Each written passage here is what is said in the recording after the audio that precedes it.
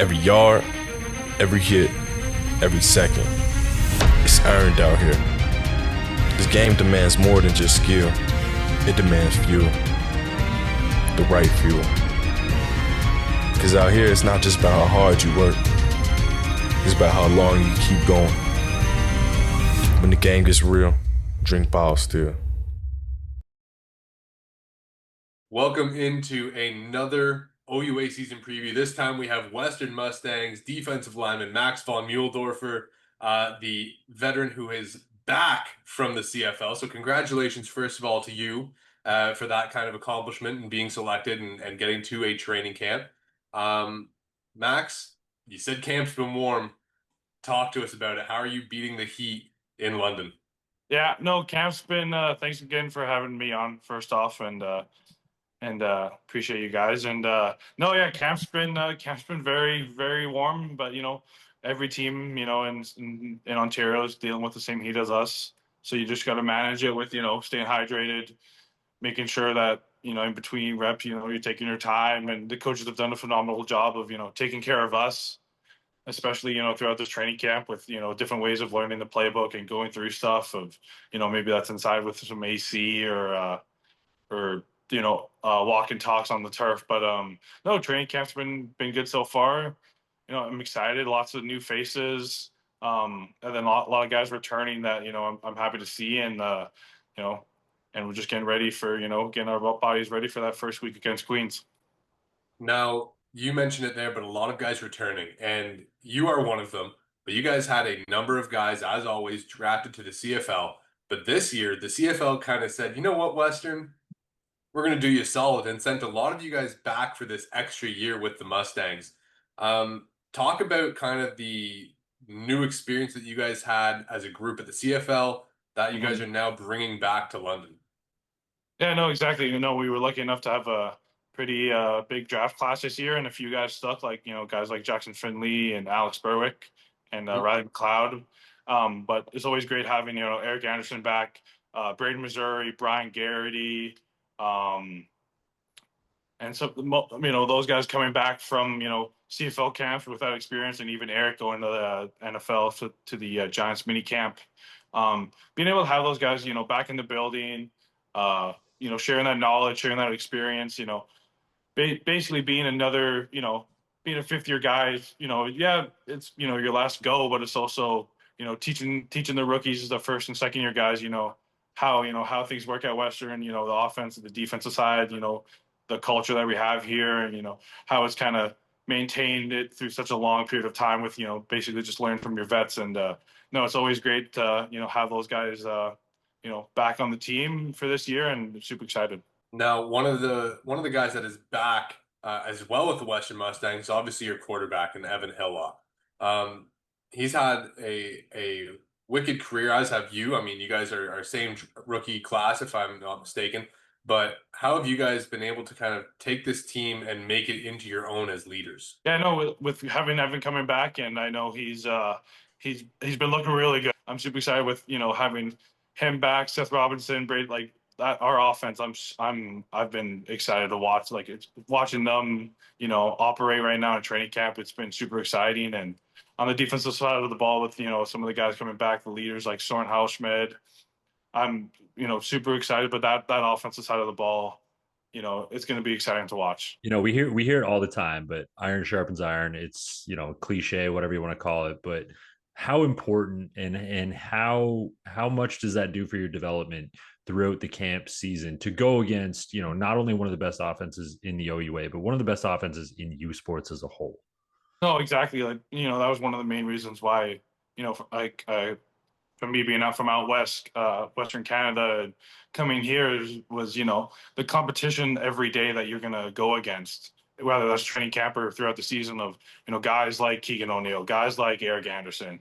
When I first got here, guys like Ellie Beamer, Phil Grahovic, Zach Fry, Western for my position as a D lineman, going against those linemen it's only going to make me better throughout my entire years here. And I can tell you firsthand that going against those guys and then making the jump to the pro training camp this past summer, it it definitely gets you ready and to the right mindset, and being able to go against the guys that are here that are going to be in the CFL the next 1 or 2 years is super helpful. And it's kind of that the cliche of iron sharpens iron, is that we're both getting better at the same time.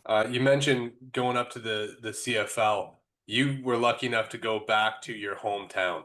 What is that experience like to go through a CFL training camp in the city you grew up in, around the team that you watched? Yeah, no, it was an amazing experience. Like, I couldn't ask for a better landing spot.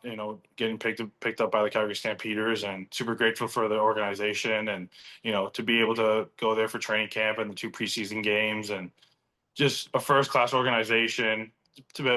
To know it was one from the outside, and then to be a player for that month during training camp was such an amazing experience. To put on the red and white, and to put on that, it's kind of, I always joke, I went from one horse to another.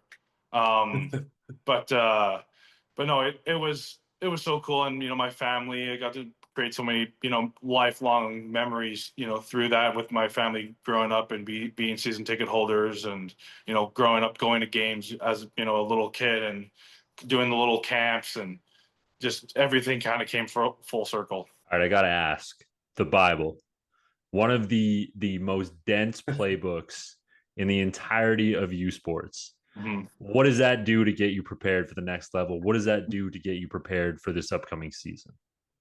Yeah, I think it's always been rumored, right, as the Bible. I think that was Valente who Yeah, Danny coined Danny that told us term. that one a couple years We ago. asked Jackson about it last year as Yeah. well. No, and you know what? And the thing is, I'll tell you right now that those guys being free safeties in our defense, that Bible for them that's the Bible. For me, it still is the Bible, but I'm not making checks, playing as a zero tech. Sometimes I'm focusing on looking at going off on the snap. But no, the formations, the percentages, what Coach Gleason and the entire defensive coaching staff, the information that they give us every week is the reason why we were so successful. And we always say, we win football games in the meeting room, and then we fine tune everything on the field during practice. And I truly believe that that philosophy, and we execute it to the highest standard here at Western. Now, with the offense you get to practice against, I know Connor asked you more about the offensive line. The running back room has had a stable, if we're going to use bad puns and cliches, a stable of horses year in, year out. Keanu coming back from the Alouettes obviously is the big name. What are you expecting from that room as a whole besides just him? Yeah, I'm super excited. We have some guys that have been waiting their time, and there's been flashes of guys like Ethan Dolby and Ben Cottrell. We have this one who I'm personally excited to see him carry the rock. Jack Kelly, he's going into his second year, and man, this kid can run. I'm so excited. But to have guys like Ethan Dolby and Ben Cottrell come back, and it's gonna be, I'm super excited for that running back group. And Keon K5 is back, helping coaching. So to have his knowledge to help out the running backs is going to be amazing. All right, we're talking about running backs, but one of your quarterbacks here, Jerome Rancourt. Damn, if you guys don't use him in the traditional short yardage CFL type way.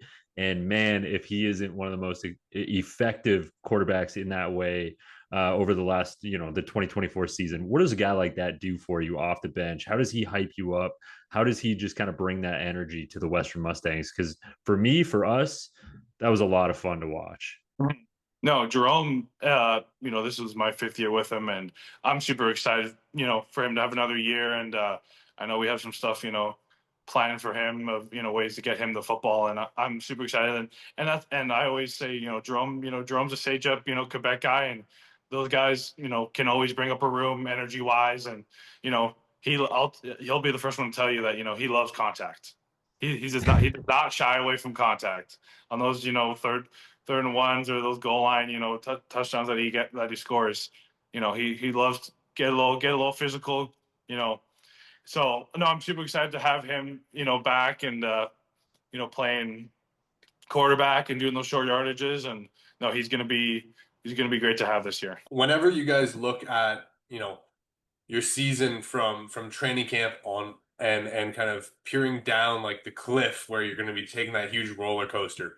Obviously Queens week 1 is a big one, right? It's the Old Four, it's the big time rivalry game. How do you guys kind of take that week 1 and go, oh my God, we still got another season after that? Or is it just week 1 and that's the end of the road for now? I think it's, you know, you always look at, you know, week 1, no matter who it is, you know, that's kind of that's the first game of, you know, of the years. You know, it's not always going to be perfect, but it's always has a little bit of, you know, that little bit of extra sauce to it when it's Queens, you know, just because of the rivalry and, you know, the historic, you know, the 2 historic programs in the OUA. And I'm kind of bummed out that it's not on, you know, someone's homecoming, because that's always the best part, as you know, beating Queens at homecoming. But no, I'm, you know, especially, you know, going against Queens, you know, the first week, I'm excited. Just going to bring that extra juice for all the, you know, for all the guys wearing purple, and, you know, to get after it. Awesome. Well, Connor, I think I'm pretty happy with Max here. If you're, oh, you got one more. I got one more. I got one more. Since it's the last question here of the interview of the episode here. You guys got some, like, and I hate to admit it, but you guys got some pretty incredible uniforms. What is your absolute favorite? For me, it's the blackouts. Is that the same for you? Is it the blackouts across the board for the Mustangs? You guys love wearing those ones, or what? I would say the blacks are awesome. You know, back when you know, we had the blacks and the purple chromes. We sadly had to retire. We had to retire the purple chromes, but you can't go wrong with an all purple, like, night game. That's my favorite. And I know I went to G Marsh, and I asked to see if we could do something with you know, with our uniforms this year. So we'll see if that happens. If it doesn't, it doesn't. But hopefully in the future, I don't want to say anything here, but all right, keep us in suspense here. Yeah, it's all right. It's all right. Yeah, exactly. There might be something coming, you know, down the line, but no, you can't go wrong with all purples. You know, that's the way it's been for, you know, since the 30s. So tradition. I love it. Well, we appreciate your time. Thank you so much for joining us on this OUA preview. It's been an absolute pleasure to talk to you. Yeah, thank you guys. Thank you guys for having me, and you know, looking forward to a great long season, and no, super excited.